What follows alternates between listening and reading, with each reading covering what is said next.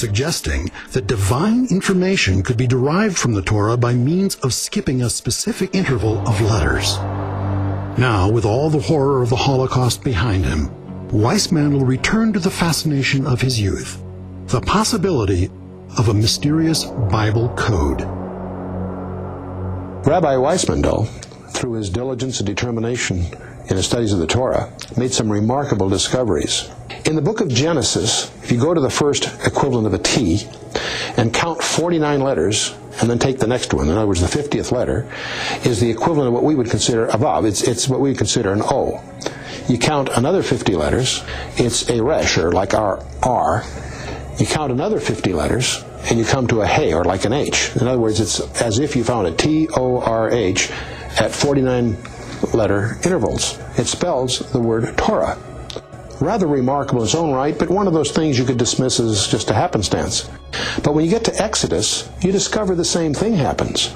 You come to a T, 49 letters plus 1, you get to the O, the R, and the H the same way. And so again, this starts to look very designed. In fact, it's rather interesting that this number 50 are the number of days from the Exodus to the giving of the Torah at Mount Sinai.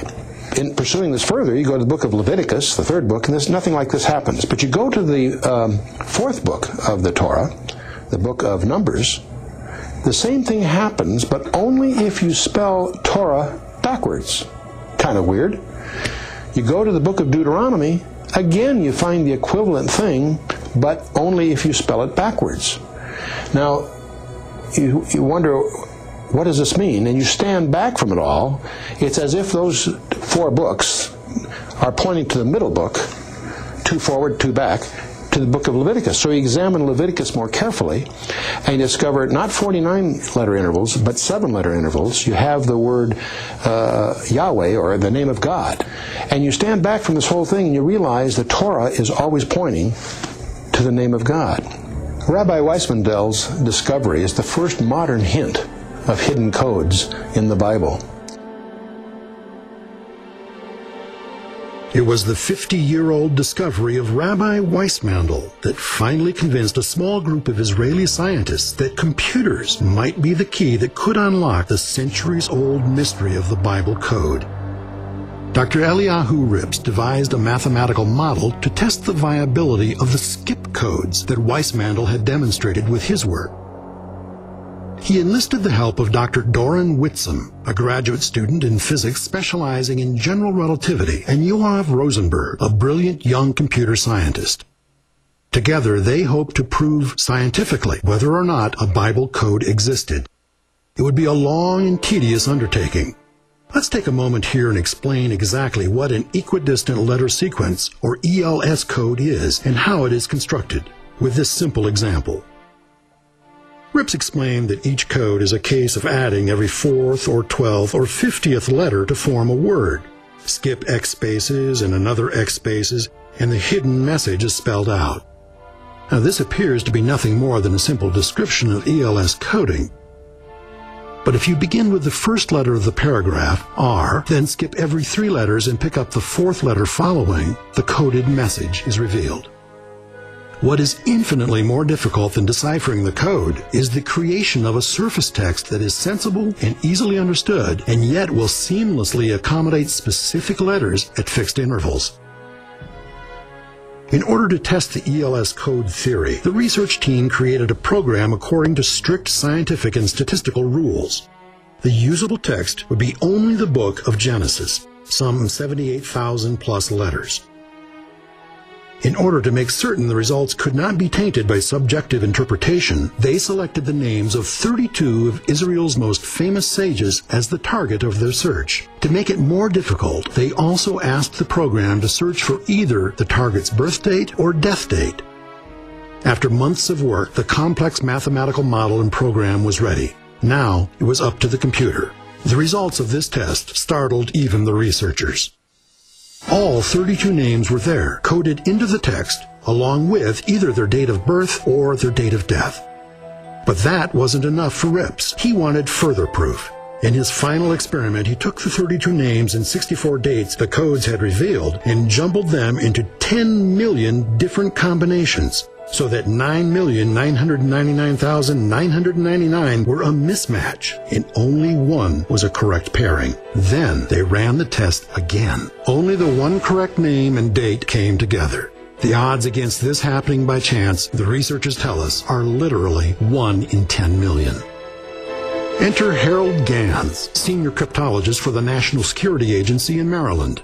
Determined to prove the results were a fluke, he wrote his own program and added the names of 34 more prominent Jewish sages and the cities of their birth or death. What he discovered that fateful day at his office in Maryland was that all 66 names were there, firmly fixed in the code. The results I got were even more significant than the original experiment done by Whitstone and Rips. At that point, I knew beyond any shadow of a doubt that the code was real. I felt a chill go up my spine. Encouraged by the results, the study was sent to the prestigious American mathematics journal Statistical Science for peer review and possible publication. Robert Cass, the editor of the Statistical Science Journal and professor at Carnegie Mellon University, is quoted as saying, "Our referees were baffled. Their prior beliefs made them think the book of Genesis could not possibly contain meaningful references to modern-day individuals. Yet when the authors carried out additional checks, the effect persisted. The paper is thus offered to statistical science readers as a challenging puzzle." Hidden from view for thousands of years, the information described by Bacchia and so diligently sought by Weismandl and other Jewish sages was apparently being confirmed by an unlikely convergence of religion and science. The Bible code, which is the spelling of words as equidistant letter sequences, can be found in any text, Bible or otherwise, and anytime you have a large number of letters and as many skip possibilities as the Bible code allows, you will be able to find words as equidistant letter sequences. To demonstrate the possibility that one can concoct an experiment which appears to show that the Bible code is real, we've done it ourselves quite a number of times. For example, the famous experiment that matched the rabbis' names against their dates of birth or death only used a fraction of the names of those rabbis which are used. Not only their normal names, but various nicknames and acronyms and titles by which they are known. By making a different selection of names from the pool of available names, we managed to make an experiment which seems pretty much the same, except that the text that it works for is not the Bible, but the Hebrew translation of War and Peace. The evidence of the reality of the Bible code lays in its statistical analysis. The complexity is not in finding information. The complexity is in knowing how to determine the information that is found and how to judge it as per the actual face value Word of God.